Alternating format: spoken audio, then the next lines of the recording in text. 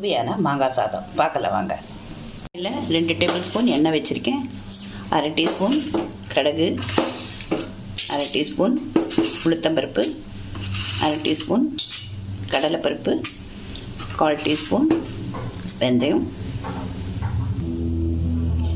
1/4 teaspoon மஞ்சப்பொடி, பெருங்காயம்.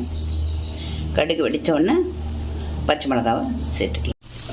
4 வத்த மிளகாய், கருவேப்பிலை, 4 பச்சை மிளகாய்.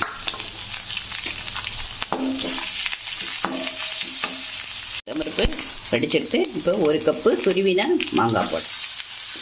இதோட தேங்காய்,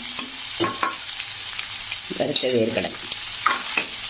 இது நல்லா வதங்கினோடனே வெடிச்சு 1 கப்பு அரிசி. மாங்காய்க்கு தேவையான உப்பு போட்டு கலக்கணும்.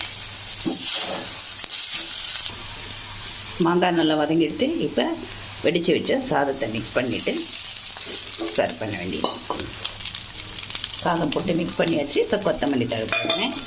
சுவையான மாங்காய் சாதம் ரெடி. நீங்கள் இது லஞ்ச் பாக்ஸ் ரெசிபியாக யூஸ் பண்ணிக்கலாம். மாங்காய் சாதம் ரெடியாக இருக்குது. நான் இன்றைக்கி ஊறுகாவோட சர்வ் பண்ணுறேன். நீங்கள் சிப்ஸோடய சர்வ் பண்ணலாம். தேங்க்யூ ஃபார் வாட்சிங்.